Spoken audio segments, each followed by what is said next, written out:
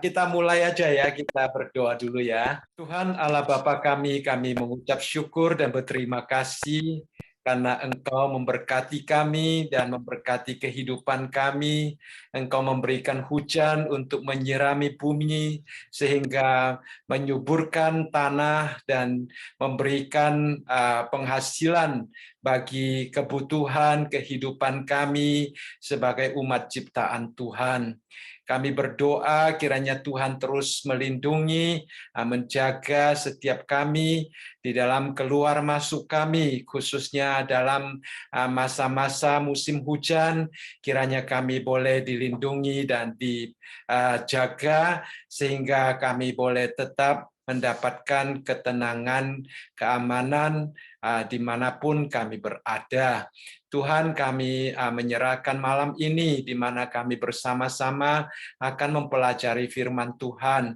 Kiranya Tuhan sendiri yang berbicara kepada kami dan mempersiapkan hati kami seperti tanah yang subur untuk ditanam dengan firman Tuhan sehingga menghasilkan buah-buah yang menyenangkan Tuhan. Terima kasih Bapa, di dalam nama Tuhan Yesus kami berdoa. Amin. Ya, kita malam ini akan meneruskan pembahasan kita. Kita akan melihat dari kitab Roma pasal yang ke-13. Ya, hari ini kita akan melihat dari ayat yang ke-8 sampai ayat yang ke-14. Ya, ini adalah satu bagian yang sangat indah juga bagi kita sebagai umat Tuhan untuk hidup menyenangkan Tuhan dan untuk hidup memuliakan Tuhan. Nah, kalau kita melihat di dalam ayat yang ke-8, di situ dikatakan, janganlah kamu berhutang apa-apa kepada siapapun juga, tetapi hendaklah kamu saling mengasihi, sebab barang siapa mengasihi sesamanya manusia, ia sudah memenuhi hukum Taurat. Kalau minggu lalu kita melihat sampai ayat yang ke-7 dikatakan di situ, bayarlah kepada semua orang apa yang harus kamu bayar. Dan kita tahu dari ayat yang pertama sampai ayat yang ke-7 itu berbicara tentang pemerintahan sipil. Jadi yang dimaksudkan dengan bayarlah kepada semua orang, yang dimaksudkan dengan semua orang di dalam ayat yang ke-7 itu adalah tentang pemerintahan sipil, karena itu lebih ditekankan tentang membayar pajak, membayar cukai, dan sebagainya, memberikan hormat dan rasa takut kepada mereka. Lalu di dalam ayat yang ke-8 dikatakan, janganlah kamu berhutang apa-apa kepada siapapun juga. Nah, di sini yang ditekankan jangan berhutang adalah kepada sesama manusia, ya, kepada sesama manusia. Jadi kalau kita boleh simpulkan di dalam pasal yang ke-13 itu, ya dari ayat yang pertama sampai ayat yang ke-7 merupakan bagian pertama berbicara tentang kewajiban kita sebagai warga negara di dalam dunia ini. Kemudian di dalam bagian yang kedua dari ayat yang ke-8 sampai ayat yang ke-13 itu berbicara tentang kewajiban kita sebagai warga negara surgawi. Bagaimana sebagai anak Allah kita hidup saling mengasihi satu dengan yang lain, ya. Nah, di dalam ayat yang ke-7 dikatakan kita membayar pajak, membayar cukai itu karena rasa takut dihakimi, dihukum, tetapi juga karena suara hati nurani kita. Jadi tidak hanya karena takut, tetapi karena kasih. Nah, di dalam ayat yang ke-8 sampai ayat yang ke-14, kita akan melihat bagaimana penerapan kasih yang sejati di dalam kehidupan persaudaraan kita sebagai tubuh Kristus.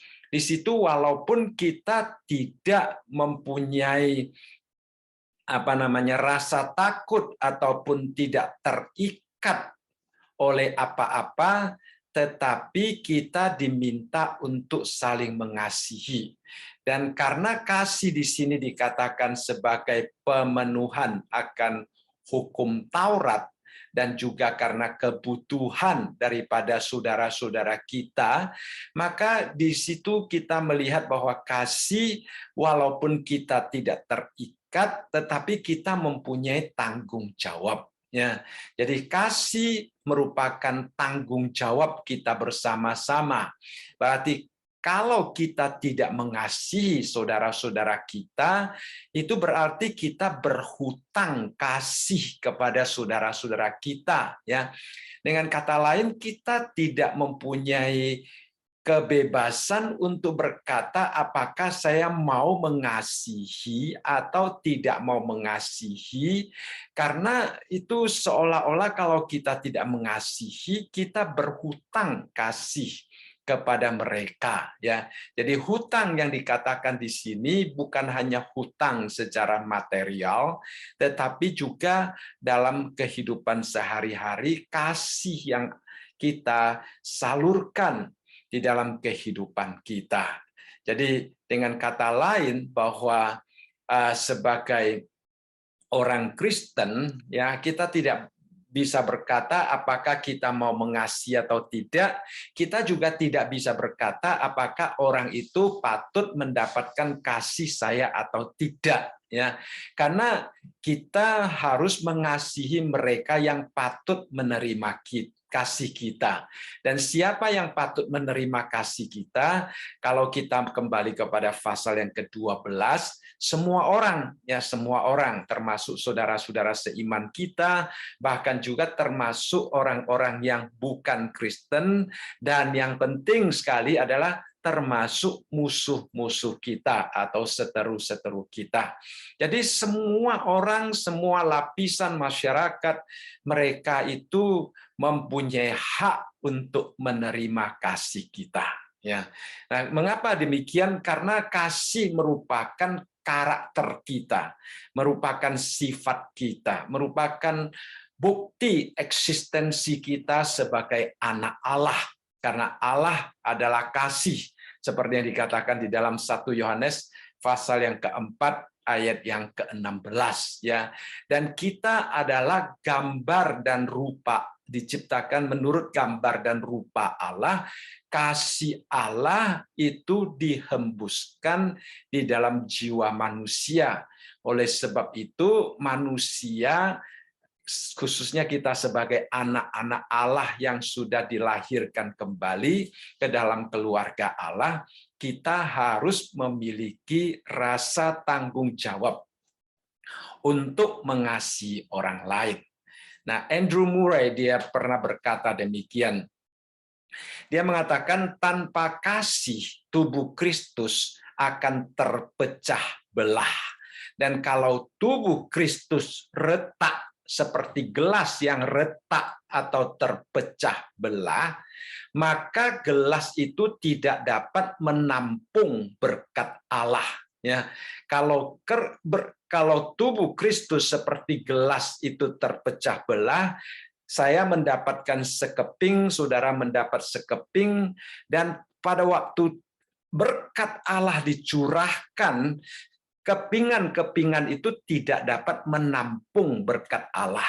Jadi dia mengatakan kita meminta Roh Kudus yang mencairkan, ya, yang menghancurkan setiap kita supaya kita dibentuk kembali menjadi satu gelas yang dapat menampung berkat Tuhan.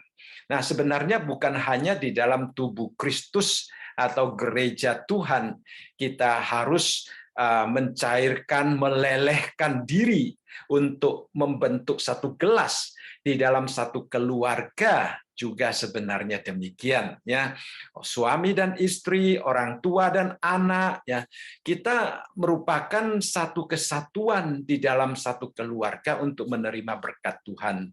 Seandainya hubungan kita retak, kita tidak akan menampung berkat yang sebenarnya Tuhan ingin curahkan di dalam keluarga kita. Jadi itu adalah satu hal yang sangat penting, ya. Kita perlu berkat Allah di dalam hidup kita.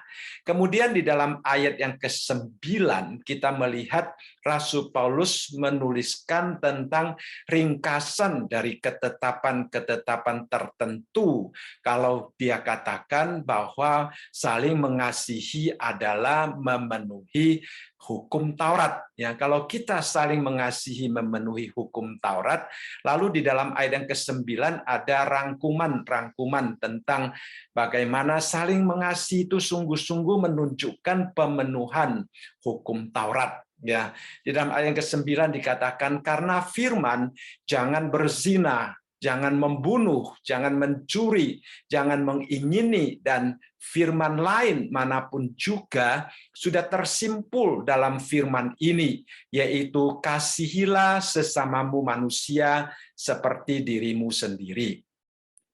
Nah, kalau kita kembali akan apa yang Tuhan Yesus ajarkan pada waktu Tuhan Yesus didatangi oleh seorang ahli Taurat yang datang mencobai dia dan menanyakan tentang hukum yang terutama, Tuhan Yesus mengatakan hukum terutama adalah kasihilah Allahmu, ya, dan hukum yang kedua adalah kasihilah sesamamu seperti dirimu sendiri. Nah, kalau kita kembali kepada 10 perintah Allah yang tercatat di dalam Keluaran pasal yang ke-20, di situ kita melihat 10 perintah Allah, 5 perintah Allah yang pertama itu 4 perintah Allah yang pertama itu berhubungan dengan Allah, yaitu mencintai Allah. Kemudian yang kelima tentang bagaimana kita menghormati orang tua kita. Dan 5 yang terakhir itu tercatat di dalam ayat yang ke-9 di dalam tulisan Rasul Paulus ini, ya, yaitu jangan berzina, jangan membunuh, jangan mencuri, jangan mengingini, ya. Nah, saudara sekalian, di sini kita melihat bahwa Rasul Paulus menempatkan perintah yang ke-7 itu di depan perintah yang ke-6, ya. Jadi jangan berzina ditaruh di depan membunuh. Kalau kita melihat 10 perintah, jangan membunuh dulu, baru jangan berzina. Nah, ada seorang penulis mengatakan demikian, mengapa Paulus memutarbalikkan perintah ke-7 dan ditaruh di depan perintah yang ke-6? Dia katakan karena seringkali orang menyalahartikan antara kasih dan perzinahan, katanya, ya. Jadi kadang-kadang orang menyangka dia mengasihi, tetapi sebenarnya dia hanya memuaskan keinginan-keinginan dagingnya saja. Dan pada waktu dia tidak mendapatkan kepuasan akan keinginan dagingnya, yang tadinya dia sangka adalah kasih, itu menjadi kebencian, ya. Seperti yang terjadi pada istri Potifar dan Yusuf. Tadinya istri Potifar seolah-olah mencintai Yusuf, tetapi karena tidak mendapatkan apa yang dia inginkan, akhirnya dia membenci Yusuf dan mengkhianati dia, ya. Nah, di dalam 2 Samuel pasal yang ke-13 kita juga melihat ada satu cerita tentang salah satu anaknya Daud yang bernama Amnon, ya, dia mencintai Tamar, adiknya Absalom, ya. Amnon dan Tamar itu satu bapa, lain ibu. Nah, dia mengatakan dia mencintai Tamar, lalu mau menikah dengan Tamar. Tetapi setelah dia melukai Tamar, melecehkan dia, akhirnya dia menjadi sangat membenci Tamar, ya. Ya, jadi itulah kasih yang palsu. Nah, di sini dikatakan bahwa kalau kita tidak melakukan perzinahan, pembunuhan, mencuri, menginginkan apa yang dimiliki orang lain, itu adalah satu wujud kasih kita kepada sesama kita seperti kita mengasihi diri kita sendiri, ya. Nah, dikatakan di sini kasihilah sesamamu seperti dirimu sendiri. Seorang penulis mengingatkan kita bahwa istilah seperti dirimu sendiri itu bukan menekankan tentang kesetaraan, tetapi menekankan tentang kualitas kasih kita. Ya, jadi kita mengasihi sesama kita seperti diri kita sendiri itu tentang kualitasnya, kualitas yang kita pakai untuk mengasihi diri kita juga kita pakai untuk mengasihi orang lain. Ya, jadi kalau kita sungguh-sungguh mengasihi sesama kita seperti diri kita sendiri, maka kita akan mendambakan kesejahteraan yang sesungguhnya daripada orang lain, baik kesehatan mereka, baik harta benda mereka, maupun nama baik mereka. Kita akan berusaha melindungi seperti kita melindungi apa yang kita miliki. Ya, itulah sebabnya di sini dikatakan bahwa kalau kita mengasihi, ayat selanjutnya mengatakan kita tidak akan merencanakan sesuatu yang jahat terhadap orang lain, seperti yang dikatakan di dalam ayat yang ke-10 ya. Kasih tidak berbuat jahat terhadap sesama manusia, karena itu kasih adalah kegenapan hukum Taurat. Jadi yang kedua di sini Rasul Paulus menunjukkan tentang bahwa kalau kita mengasihi sesama kita, aturan umumnya adalah kita tidak akan merencanakan maupun melakukan sesuatu yang akan mendatangkan penderitaan, yang akan menyakiti akan sesama kita. Ya, karena kita menggunakan kualitas yang sama sebagaimana kita mengasihi diri kita sendiri untuk mengasihi sesama kita, sehingga kita juga akan sangat melindungi orang tersebut supaya dia tidak terluka. Ya, jadi di sini kita melihat barang siapa yang berjalan di dalam kasih, dia digerakkan oleh prinsip ini, yaitu dia tidak akan menyakiti atau berbuat jahat terhadap orang yang dia kasihi, baik itu di dalam pikirannya, baik itu di dalam rencana hidupnya, maupun di dalam praktika, ataupun di dalam tutur katanya, dia tidak akan memikirkan, merencanakan, melakukan sesuatu yang jahat, yang menyakitkan orang-orang yang dia kasihi. Nah, itu adalah satu hal yang sangat penting, dan bukan hanya tidak berbuat jahat. Kalau kita membaca Amsal, yang juga kalau saudara baca Yakobus, ya dikatakan di sini janganlah menahan kebaikan daripada orang-orang yang berhak menerimanya, padahal engkau mampu melakukannya. Janganlah engkau berkata kepada sesamamu, pergilah dan kembalilah, besok akan kuberi, sedangkan yang diminta ada padamu. Janganlah merencanakan kejahatan terhadap sesamamu, sedangkan tanpa curiga ia tinggal bersama-sama dengan engkau.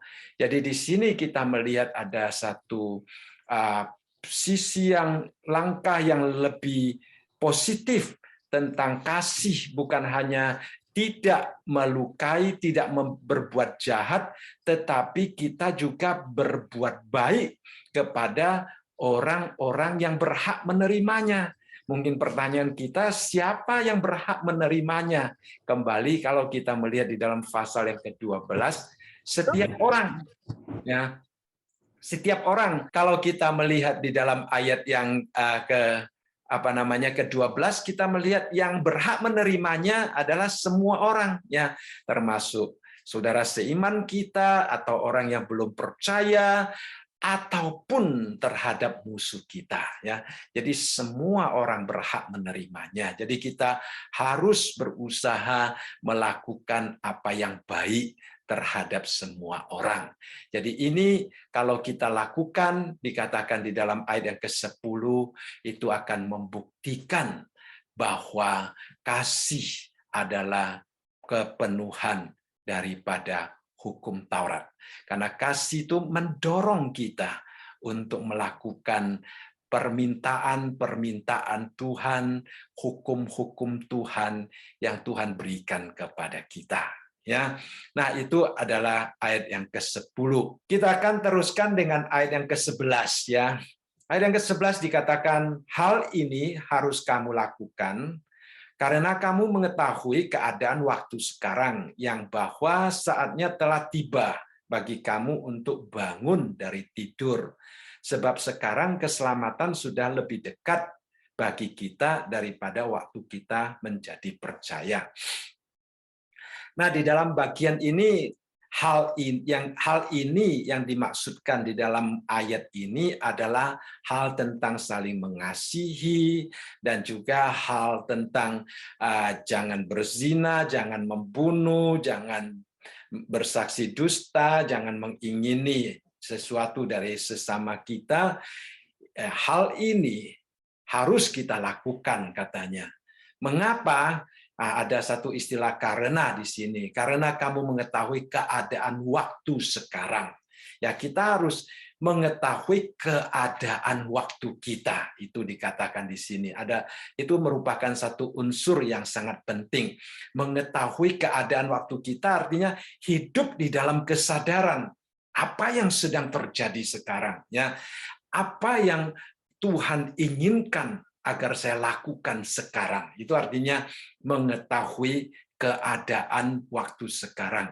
Nah, bagaimana keadaan waktu sekarang di dalam ayat 13 kalimat yang ketiga dimulai dengan istilah yaitu. Nah, yaitu menjelaskan keadaan kita. Yaitu bahwa saatnya telah tiba bagi kamu untuk bangun dari tidur ya. Sebab apa? Sebab sekarang keselamatan sudah lebih dekat. Yang dimaksudkan dengan keselamatan di sini adalah kedatangan Tuhan kembali ya. Nah, kita pernah katakan keselamatan kita adalah merupakan satu titik, kemudian pembenaran kita adalah merupakan satu garis sampai kepada kemuliaan yang Tuhan berikan pada waktu Tuhan datang kembali ya. Jadi ini adalah 3 tahap. Nah, kedatangan Tuhan kembali itu sudah dekat, lebih dekat katanya, bukan dekat, lebih dekat daripada waktu kita percaya. Sehingga kita harus bangun dari tidur ya. Nah, seorang mengatakan demikian ya, dia mengatakan bahwa dari semua tugas kehidupan yang baik dan suci yang harus kita perhatikan adalah kita harus selalu sadar. Nah, bangun dari tidur artinya kita harus selalu sadar tentang keadaan kita ya. Nah, kita tidur itu seringkali digambarkan dengan satu keadaan ketidaksadaran. Kalau seorang lagi tidur, ya dia tidak mengetahui apa-apa. Ya, saya ingat dulu ada seorang bayi pada waktu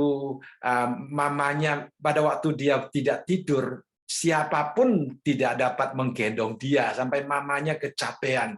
Ya, banyak orang yang mau membantu mamanya menggendong bayi tersebut, tetapi bayinya tidak mau. Sampai setelah bayinya tertidur, kemudian baru orang bisa membantu mamanya untuk menggendong bayi tersebut. Dan bayinya tidak tahu apa-apa pada waktu dia tertidur, dia diserahkan kepada orang lain untuk menggendongnya. Jadi pada waktu kerohanian kita tertidur, kita juga dalam keadaan demikian, ya kita tidak sadar. Nah, kita tidak sadar berarti iblis akan sangat gampang untuk menipu kita, untuk menyuruh kita melakukan sesuatu yang bertentangan dengan iman kita. Jadi dikatakan di sini, telah tiba bagi kamu untuk bangun dari tidur ya. Jadi saatnya untuk bangun dari tidur. Nah, dibangun dari tidur di dalam dosa kita ya. Kita bangun dari tidur juga merupakan bangun daripada kematian rohani untuk mendapatkan kekuatan baru daripada Tuhan ya. Kita melihat kadang-kadang kita bisa tertidur seperti yang dicatat di dalam Matius pasal yang ke-25, ke-10 gadis yang menunggu akan datangnya pangeran itu, saudara sekalian ya. Jadi kita melihat bahwa 5 yang bodoh dan 5 yang pintar. Pada waktu mereka bangun, mereka sudah ada persiapan. Tetapi yang jelas kita melihat mereka sama-sama tertidur. Jadi kita dibangunkan berarti kita sungguh-sungguh mau hidup bersadar dan bersemangat, ya, mengetahui akan keadaan kita. Kita sungguh-sungguh tidak digodai, tidak dikuasai oleh si jahat, tetapi kita boleh mempunyai satu kesadaran di dalam melakukan segala sesuatu di dalam kehidupan kita. Kadang-kadang kita bisa melamun sehingga tidak sadar apa yang sedang kita lakukan, ya. Nah, itu juga sangat berbahaya sekali. Kadang-kadang kita sedang memikirkan sesuatu sehingga kita juga tidak sadar apa yang sedang terjadi di sekitar kita. Nah, itu juga sesuatu hal yang sangat berbahaya. Ya, jadi banyak kejadian-kejadian tabrakan ataupun eksiden yang lain terjadi karena manusia dalam keadaan yang kurang berjaga-jaga, kurang sadar, ya. Itulah sebabnya dikatakan di sini kita harus bangun dari tidur, ya. Seperti di dalam Tesalonika, ya, 1 Tesalonika pasal yang kelima, ayat yang kelima sampai ayat yang keenam dikatakan, karena kamu semua adalah anak-anak terang dan anak-anak siang, kita bukanlah orang-orang malam atau orang-orang kegelapan. Sebab itu, baiklah jangan kita tidur seperti orang-orang lain, tetapi berjaga-jaga dan sadar. Jadi dari sini dikatakan kita harus bangun, kita harus sadar, kita harus berjaga-jaga, karena kita adalah anak-anak terang di dalam Tuhan. Ya, kita adalah anak-anak siang, dikatakan tidak tidur. Ya, jadi kita adalah orang-orang yang dipanggil oleh Tuhan untuk hidup untuk Tuhan, ya. Jadi kita harus selalu sadar akan keadaan kita. Nah, di dalam 1 Petrus pasal yang keempat ayat yang pertama sampai ayat yang keempat di sini dikatakan, jadi karena Kristus telah menderita penderitaan badani, kamu pun harus juga mempersenjatai dirimu dengan pikiran yang demikian. Karena barang siapa telah menderita penderitaan badani, ia telah berhenti berbuat dosa.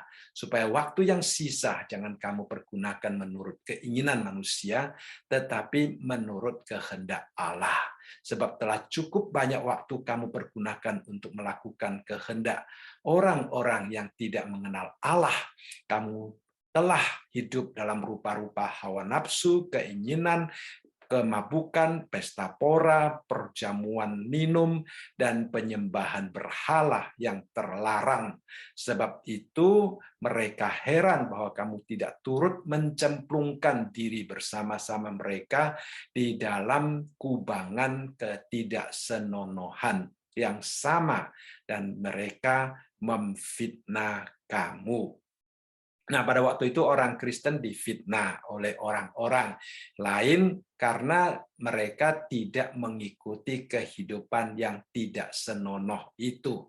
Nah, itu adalah satu contoh yang konkret bahwa orang-orang Kristen pada waktu itu hidup di dalam kesadaran. Mereka bangun dari tidur, mereka tidak lagi hidup di dalam dosa, mereka tidak lagi tidur dan ditipu oleh si jahat, tetapi mereka hidup dengan penuh kesadaran untuk hidup menyenangkan Tuhan. Ya, jadi itu adalah sangat penting. Kemudian di dalam bagian yang kedua dikatakan, sebab sekarang keselamatan sudah lebih dekat bagi kita daripada waktu kita percaya, ya. Jadi ini adalah satu kebahagiaan yang kekal yang telah Tuhan sediakan bagi kita. Nah, juga yang pada waktu kita membahas pasal-pasal sebelumnya dikatakan kemuliaan pada waktu kita diangkat, ya, itu sudah semakin dekat. Artinya kita semakin mendekati kedatangan Tuhan kembali. Nah, kalau kita mendekati suatu goal, saudara sekalian, kita mungkin akan lebih bersemangat ya, kembali seperti kita berbicara tentang mendaki gunung ya. Pada waktu kita sudah mendekati puncak gunung, kita tiba-tiba mempunyai semangat yang luar biasa untuk jalan lebih cepat ya.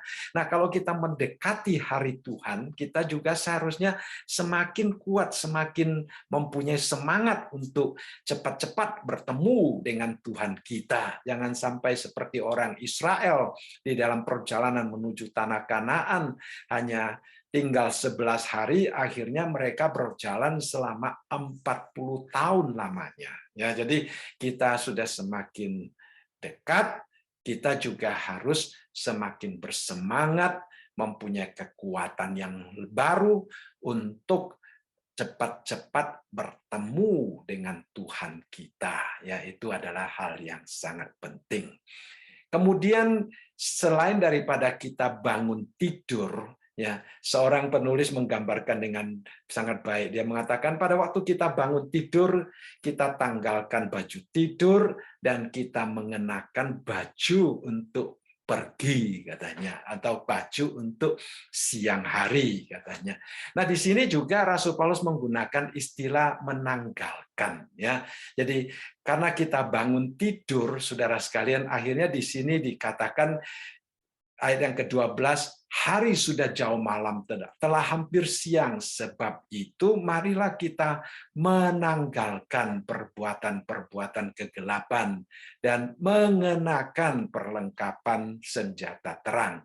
Jadi pertama-tama di situ dikatakan kita harus menanggalkan, ya, kita harus menanggalkan. Nah, bagi orang Yahudi pada waktu itu, hari sudah jauh malam, telah hampir siang, itu sebenarnya juga mempunyai pengertian lain yang sangat penting bagi mereka, karena mereka hidup di dalam penganiayaan, mereka hidup di dalam siksaan, orang-orang yang membenci Tuhan Yesus, sehingga hari Tuhan itu juga merupakan suatu hari pelepasan bagi mereka, ya, suatu hari di mana mereka terlepas daripada kemarahan dan kekejaman orang-orang terhadap orang-orang Yahudi. Jadi siang hari di sini juga merupakan satu hari pelepasan, dan bagi kita juga siang hari yang dimaksudkan dengan di sini adalah suatu pernyataan kasih karunia Allah kepada kita, ya. Jadi cengkeraman-cengkeraman kegelapan, cengkeraman dosa, ya, hari ini sebagai orang Kristen, walaupun kita sudah percaya, walaupun kita sudah diselamatkan, tetapi secara fisik kita tidak berbeda dengan orang-orang yang masih belum diselamatkan. Artinya kalau orang lain bisa sakit, kita juga bisa sakit. Orang lain bisa sedih, kita juga bisa sedih. Orang lain menghadapi kesulitan, kita juga menghadapi kesulitan. Segala macam bencana, segala macam masalah yang terjadi terhadap orang lain juga akan terjadi kepada diri kita, ya. Berbeda dengan pada waktu Tuhan menurunkan tulah terhadap orang-orang Mesir, ya, orang-orang Mesir saja yang terkena tulah.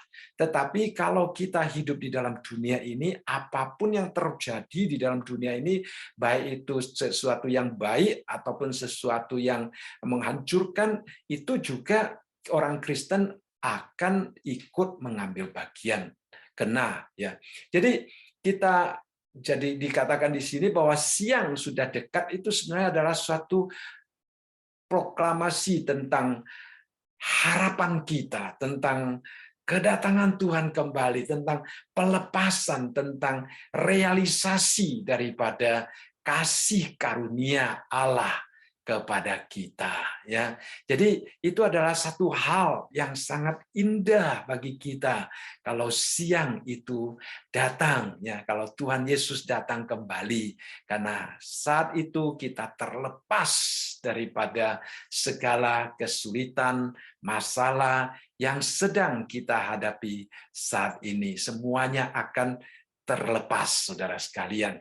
Karena itu adalah sesuatu yang indah, saudara. Ya, kita mengharapkan, kita mengharapkan. Di dalam kita mengharapkan hari itu cepat-cepat tiba, maka di dalam ayat yang ke-12 ini, di kalimat yang kedua, dimulai dengan istilah sebab. Ya, nah itu menunjukkan bahwa ada kerinduan kita supaya hari Tuhan itu cepat-cepat tiba, supaya kita cepat-cepat terlepas daripada situasi kita saat ini, supaya kita boleh menikmati suatu situasi yang indah yang telah Tuhan sediakan bagi kita. Maka ada tugas yang harus kita lakukan ya, di dalam penantian kita. Ada tugas yang harus kita lakukan, yaitu menggunakan dua istilah. Yang pertama, menanggalkan.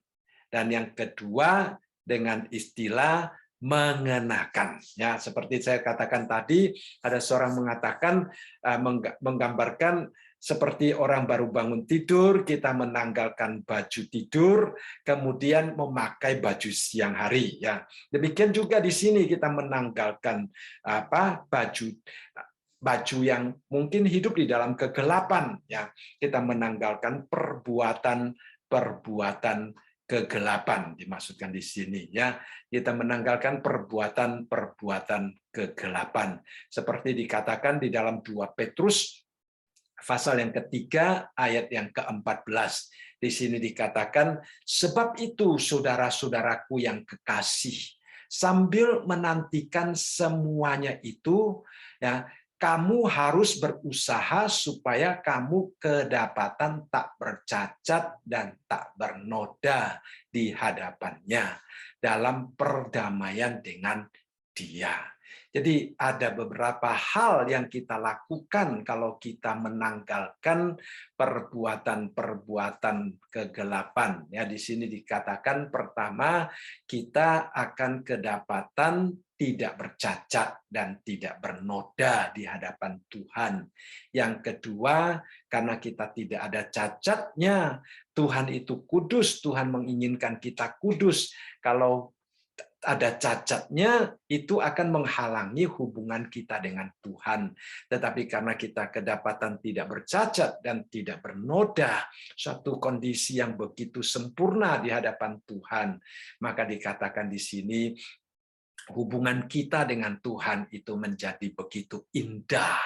Ya, kita hidup dalam perdamaian dengan Tuhan kita. Itu adalah satu gambaran yang sangat indah bagi setiap orang percaya. Kemudian kita melihat apa yang kita kenakan, ya. Apa yang kita kenakan. Di dalam ayat yang ke-12 tadi dikatakan kita mengenakan perlengkapan senjata terang. Ya, orang Kristen seperti tentara. Saudara sekalian, kita berada di tengah-tengah musuh kita. Hidup kita adalah medan peperangan. Ya. Nah, iblis seperti singa yang mengaum-ngaum mengelilingi kita, mencoba untuk menelan kita, saudara sekalian. Jadi kita harus memakai perlengkapan senjata, seperti yang juga Paulus katakan di dalam Efesus pasal yang ke-6. Ya, saudara, kalau kita membaca Efesus pasal yang ke-6, kita melihat di situ Rasul Paulus menjelaskan tentang perlengkapan senjata terang. Nah, di sini dia katakan sebagai seorang Kristen kita harus bersenjata. Kalau kita tidak bersenjata, ya, seorang mengatakan seorang Kristen yang tidak bersenjata itu sama dengan seorang Kristen yang pergi berperang dengan tangan kosong. Nah, kita bayangkan ya, seorang prajurit kalau pergi berperang dengan tangan kosong itu sama dengan bunuh diri, saudara sekalian. Sama dengan menyerahkan diri, saudara. Ya, jadi kita tidak boleh hidup tanpa senjata Allah. Firman Allah, doa kita, ya, hubungan kita dengan Tuhan itu merupakan senjata-senjata yang Tuhan berikan kepada kita untuk melindungi jiwa kita daripada pencobaan si jahat, daripada serangan si setan, iblis, saudara sekalian. Ya, jadi kita perlu memakai senjata kita untuk menghadapi musuh yang terus berusaha untuk menyerang kita, untuk menelan kita. Jadi itu adalah satu hal yang sangat penting. Yang kedua, di dalam ayat yang ke-14, apa yang kita kenakan? Kita mengenakan Tuhan Yesus sebagai perlengkapan senjata terang. Jadi Tuhan Yesus sendiri itu seolah-olah sebagai senjata bagi kita, ya. Kalau kita mengenakan Tuhan Yesus itu akan bertentangan dengan ayat yang ke-13, ya. Di dalam ayat yang ke-13 ada hidup, nanti kita akan membahas lebih mendetail. Ada kehidupan yang sama sekali tidak menyenangkan Tuhan. Tapi kalau kita mengenakan Tuhan Yesus sebagai perlengkapan senjata terang, maka kita akan memiliki satu kehidupan yang menyenangkan Tuhan, satu kehidupan yang sungguh-sungguh dapat dipakai oleh Tuhan untuk kemuliaannya, ya. Seperti di dalam Efesus pasal yang keempat ayat yang ke-24 dikatakan, dan mengenakan manusia baru yang telah diciptakan menurut kehendak Allah di dalam kebenaran dan kekudusan yang sesungguhnya. Jadi kita mengenakan Yesus Kristus sebagai senjata terang, itu berarti kita mengenakan manusia baru yang kita terima pada waktu kita percaya kepada Tuhan Yesus, ya. Jadi kapan kita mulai memakai Yesus Kristus sebagai senjata kebenaran, senjata terang, yaitu pada waktu kita percaya dan menerima Tuhan Yesus. Kemudian pertanyaan yang kedua, bagaimana caranya kita mengenakan Kristus sebagai senjata terang?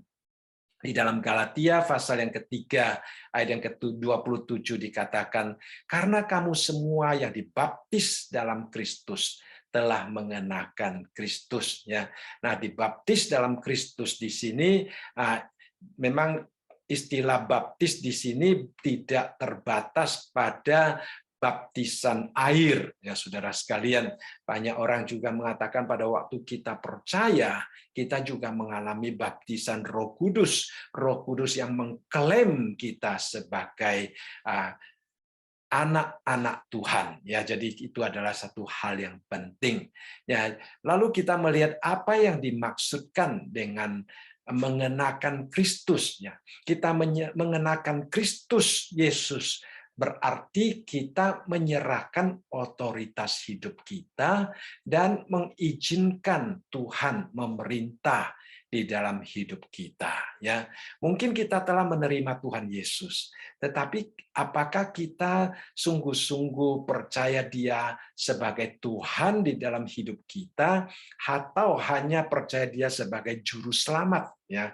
Banyak orang Kristen hanya berhenti pada keselamatan, tetapi kehidupan sehari-hari tidak mengalami pimpinan, tuntunan, dan berkat-berkat yang Tuhan ingin berikan kepada dia. Tetapi kalau kita mengenakan Kristus, berarti kita menyerahkan otoritas hidup kita, bukan saja Dia menyelamatkan kita, tetapi Dia juga bertakhta di dalam hati kita. Ya, itu penting sekali. Nah, di dalam Kolose pasal yang ketiga ayat yang keempat di sini dikatakan, apabila Kristus yang adalah hidup kita menyatakan diri kelak, kamu pun akan menyatakan diri bersama dengan Dia dalam kemuliaan. Jadi kalau hari ini kita mau menjadikan Kristus sebagai hidup kita, kita mengenakan Kristus sebagai senjata terang, maka saudara sekalian, pada kemudian hari, pada waktu Yesus Kristus menyatakan diri, kita juga akan menyatakan diri bersama-sama dengan Kristus di dalam kemuliaannya. Nah, Andrew Murray dalam bukunya yang berjudul Total Surrender, ya saudara sekalian, dia menuliskan bahwa Kristus, mengenakan Kristus juga, Kristus yang adalah hidup kita itu mempunyai beberapa pengertian yang sangat penting. Yang pertama, Kristus menjadi teladan bagi kita di dalam kehidupan Kristiani kita. Nah, karena Tuhan Yesus mempunyai penyerahan yang total kepada Allah, maka dia telah meninggalkan satu teladan yang sangat indah bagi kita juga untuk hidup di dalam penyerahan yang total kepada Allah. Ya, seperti yang Tuhan Yesus katakan di dalam Yohanes pasal yang ke-5 ayat yang ke-19. Dia katakan, "Aku berkata kepadamu, sesungguhnya anak tidak dapat mengerjakan sesuatu dari dirinya sendiri, jikalau tidak ia melihat Bapa mengerjakannya. Sebab apa yang dikerjakan Bapa, itu juga yang dikerjakan anak." Jadi Tuhan Yesus di dalam rasa ketergantungan dia kepada Allah, di dalam penyerahan total kepada Bapa, itu merupakan satu contoh dan teladan yang sangat indah bagi saudara dan saya untuk hidup menyenangkan Tuhan. Selain Yesus Kristus sebagai teladan bagi kita, dia juga mengatakan bahwa Kristus sebagai sumber kekuatan bagi kita. Ya, nah kita harus percaya bahwa kita akan dapat mengalahkan dosa, kita akan dapat melepaskan diri keluar daripada perbuatan kegelapan, bangun dari tempat tidur, itu karena kita mengandalkan kekuatan daripada Tuhan. Ya, nah banyak orang hidup di dalam dosa, mereka menganggap mereka sudah tidak ada harapan untuk keluar daripada keadaannya. Sebenarnya tidak demikian, karena Allah dapat memberikan kekuatan kepada mereka. Nah, selain Allah adalah sumber kekuatan, dia juga mengatakan bahwa Allah adalah gembala kita, ya. Dia akan menggembalakan hidup kita dengan dua cara. Saudara, di dalam Ibrani pasal yang ke-13 ayat yang ke-20 dikatakan, "Maka Allah damai sejahtera yang oleh darah perjanjian yang kekal telah membawa kembali dari antara orang mati gembala agung segala domba, yaitu Yesus Tuhan kita." Jadi pertama-tama dia adalah gembala agung kita untuk menggembalakan kita. Kemudian di dalam Ibrani pasal yang ke-8 ayat yang ke-12 dikatakan, inti segala yang kita bicarakan itu ialah kita mempunyai imam besar yang demikian, yang duduk di sebelah kanan tahta yang maha besar di surga, dan yang melayani ibadah di tempat kudus, yaitu di dalam kemah sejati yang didirikan oleh Tuhan dan bukan oleh manusia. Jadi imam besar tugasnya adalah mendoakan. Jadi selain Tuhan Yesus sebagai gembala agung yang menggembalakan hidup kita, dia juga menggembalakan kita melalui doa-doanya. Di mana dia berdoa, saudara sekalian? Dikatakan di sini Tuhan Yesus duduk di sebelah kanan takhta Bapa, yaitu yang maha besar di surga. Jadi kita di sini saling mendoakan satu dengan yang lain, dan di surga Tuhan juga mendoakan kita. Ya, itu adalah satu hal yang penting. Jadi pertama kita bangun. Yang kedua, kita tanggalkan ya dosa. Yang ketiga, kita mengenakan senjata terang, yaitu Yesus Kristus sebagai senjata terang. Ya. Yang keempat, di dalam ayat yang ke-13, yaitu kita memperhatikan cara hidup kita. Ya, cara hidup kita. Jadi di dalam ayat yang ke-13 dikatakan, marilah kita hidup dengan sopan. Jadi kalau kita sudah bangun, lalu kita ganti baju, kemudian kita keluar, lalu langkah-langkah kita, tingkah langkah kita, tutur kata kita, itu merupakan hal yang selanjutnya. Jadi di sini kita memperhatikan cara hidup kita, di sini dikatakan kita hidup dengan sopan. Ya saudara sekalian, itu adalah satu hal yang sangat indah, yang sangat penting ya. Di dalam 1 Tesalonika pasal yang keempat ayat yang pertama dikatakan, akhirnya saudara-saudara, kami minta dan nasihatkan kamu dalam Tuhan Yesus. Kamu telah mendengar dari kami bagaimana kamu harus hidup supaya berkenan kepada Allah. Hal itu memang telah kamu turuti, tetapi baiklah kamu melakukannya lebih bersungguh-sungguh lagi. Ya, jadi kita turuti, kita sudah dianggap mengikuti pimpinan Tuhan. Lalu Paulus menambahkan kita harus lebih bersungguh-sungguh lagi, ya. Kita memperhatikan bagaimana cara kita hidup. Di dalam Efesus 5:8 dikatakan, memang dahulu kamu adalah kegelapan, tetapi sekarang kamu adalah terang di dalam Tuhan. Sebab itu hiduplah sebagai anak-anak terang, ya. Jadi kita hidup dengan sopan, berarti kita hidup sebagai anak-anak terang, kita menghargai identitas kita sebagai anak-anak Allah, anak-anak terang ya, baik di dalam tutur kata kita, di dalam tingkah laku kita, mencerminkan tentang identitas kita sebagai anak-anak Tuhan. Ya, hidup dengan sopan juga berarti menghargai setiap orang yang ada di sekitar kita, saudara sekalian ya. Kalau kita tidak menghargai orang lain, kita mungkin akan dianggap tidak sopan ya.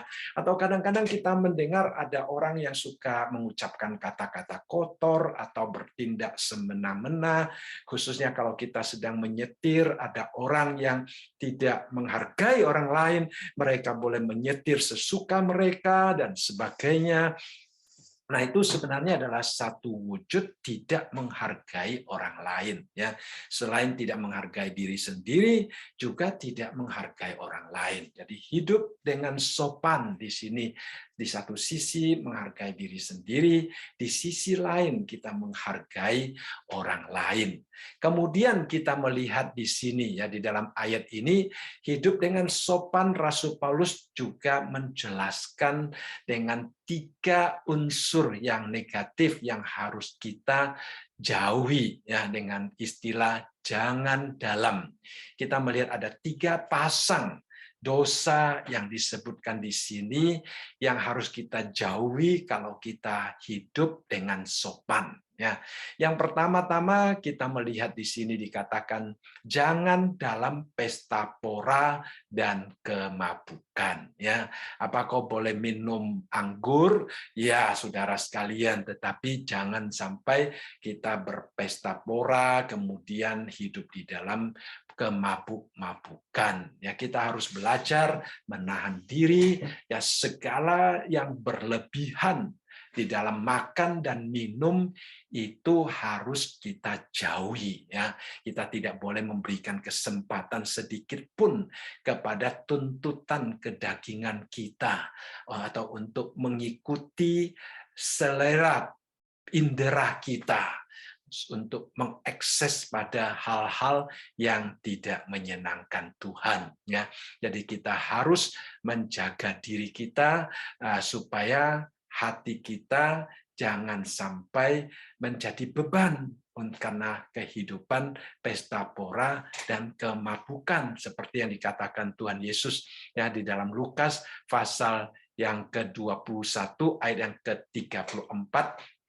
Di sini dikatakan, jagalah dirimu supaya hatimu jangan syarat oleh pesta pora dan kemabukan, serta kepentingan-kepentingan duniawi, dan supaya hari Tuhan jangan dengan tiba-tiba jatuh ke atas dirimu seperti suatu jerat.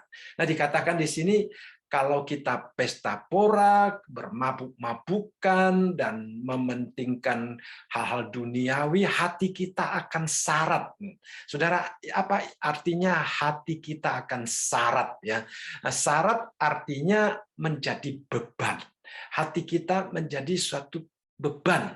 Nah, kita tahu orang yang kita adalah orang-orang yang sudah dikuduskan. Hati kita sudah dikuduskan. Nah, kalau kita melakukan pesta pora dan kemabukan, saudara sekalian, kita akan lebih menderita daripada orang-orang yang belum diselamatkan.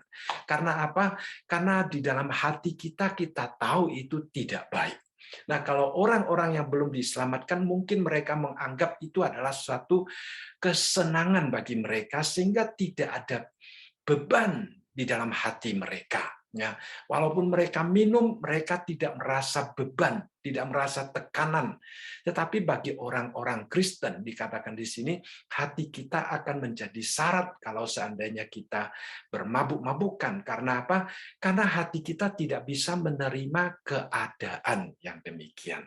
Jadi itu adalah sesuatu yang indah yang telah Tuhan tempatkan di dalam hati kita, satu peringatan bagi kita untuk hidup menyenangkan Tuhan. Ya, jadi ini adalah satu perbedaan yang sangat besar antara orang yang sudah diselamatkan dengan orang yang belum diselamatkan. Jadi kadang-kadang kita kalau melihat orang yang belum diselamatkan, mungkin mereka minum minuman keras sampai bermabuk-mabukan, mereka juga menganggap itu adalah sesuatu yang sangat umum, mereka menganggap itu adalah sesuatu yang itulah hidup mereka. Tetapi bagi orang Kristen, kalau sampai kita melakukan, hati kita akan merasa ada satu beban, ada satu tekanan, ya kita tidak bisa menerimanya. Karena Roh Kudus sudah menguduskan hati kita dan juga sudah hidup bekerja di dalam hati kita. Baik, yang kedua dikatakan di sini, jangan dalam percabulan dan hawa nafsu, ya. Ini adalah kedagingan kita, pekerjaan-pekerjaan gelap yang Tuhan tidak inginkan. Hal-hal yang dilarang oleh Tuhan untuk terjadi di dalam kehidupan Kristiani kita. Ini adalah sesuatu yang harus kita jauhi, saudara sekalian.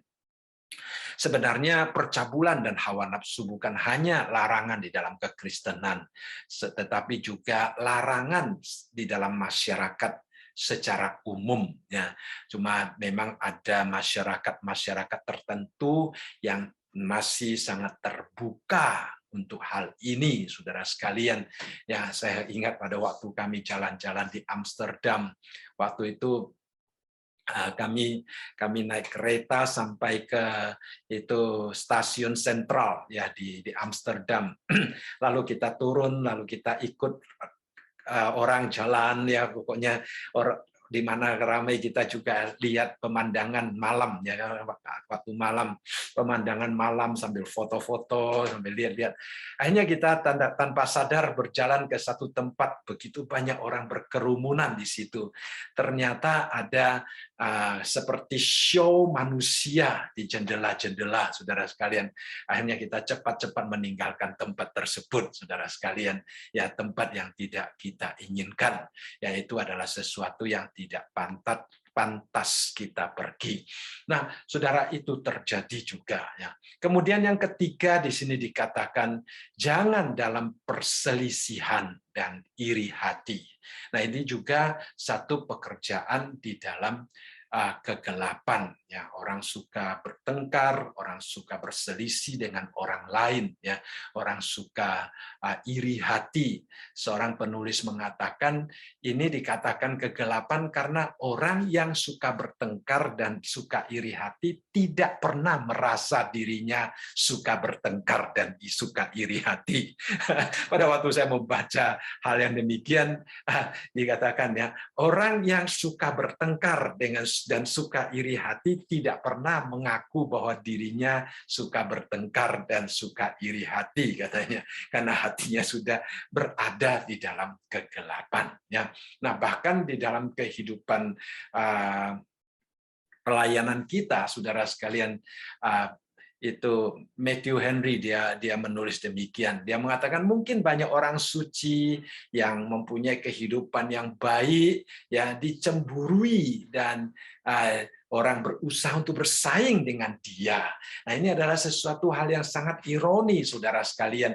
Seolah-olah bersaing untuk menjadi pengikut Kristus yang rendah hati dan yang hidup suka damai, padahal melalui cara mencemburui orang lain. Nah, itu katanya sesuatu yang patut kita berhati-hati ya. Kita harus bangun daripada tidur. Kalau tidak, ya kita sangka kita berbuat baik, tetapi sebenarnya kita sedang hidup di dalam hal-hal yang tidak menyenangkan Tuhan. Jadi kalau kita melihat ketiga pasang dosa yang disebutkan di dalam ayat yang ke-13 itu merupakan perbuatan yang selangkah demi selangkah lebih mendalam. Ya. Kalau ada pesta pora, pasti ada kemabukan. Kalau ada kemabukan, akan terjadi percabulan karena mengikuti keinginan hawa nafsu. Kalau sudah ada perbuatan yang demikian, akan terjadi perselisihan dan iri hati di tengah-tengah mereka. Ya, itu adalah hal-hal yang selalu terjadi, yang satu lebih daripada yang lain.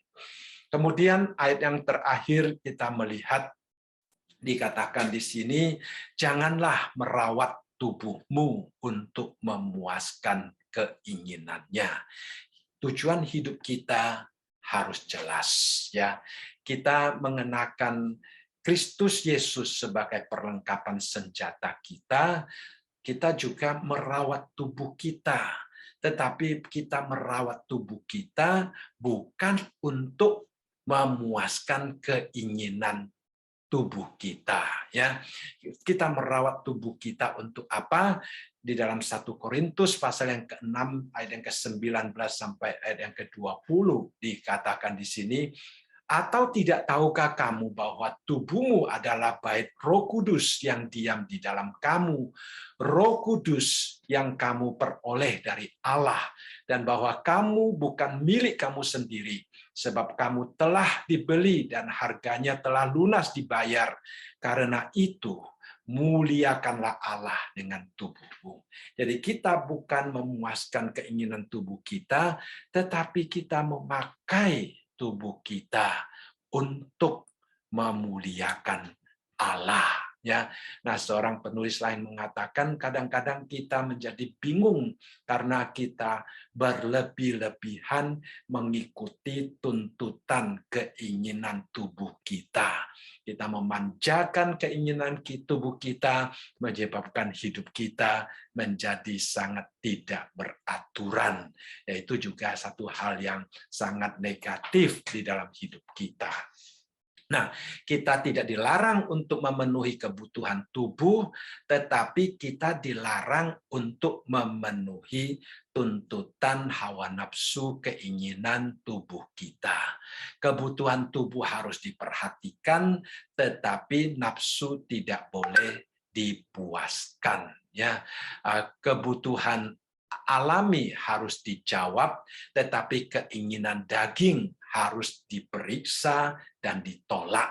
Nah, kita meminta Tuhan yang menolong kita ya untuk sungguh-sungguh dapat mengerti yang mana itu sungguh-sungguh merupakan kebutuhan daging kita, kebutuhan tubuh kita, yang mana merupakan keinginan daging kita ya.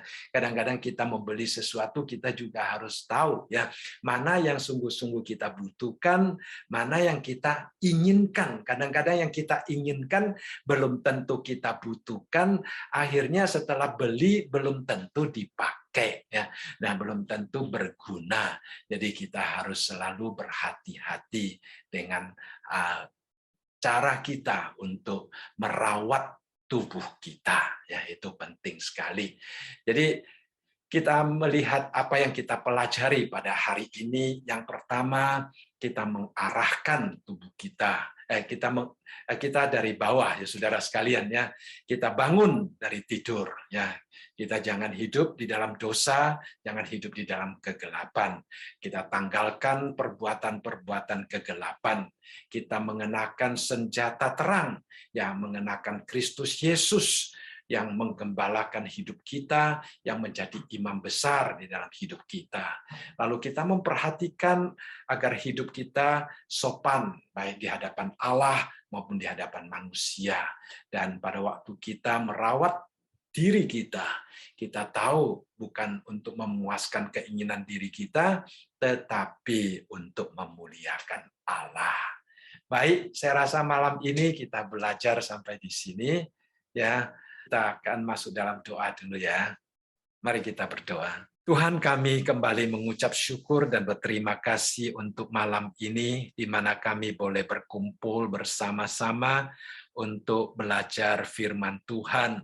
Kami sadar akan keterbatasan kami dan juga kami sadar kadang-kadang kami mengetahui tetapi kami sangat terbatas.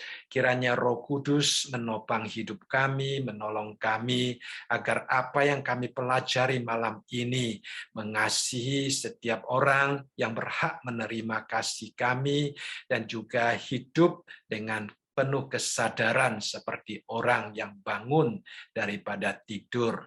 Biarlah Tuhan yang menolong kami agar supaya langkah-langkah kehidupan kami memuliakan Tuhan.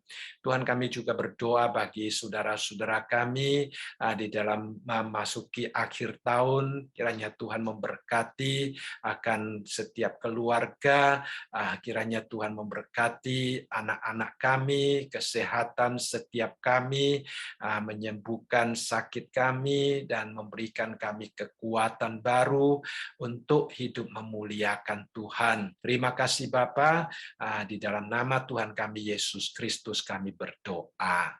Amin.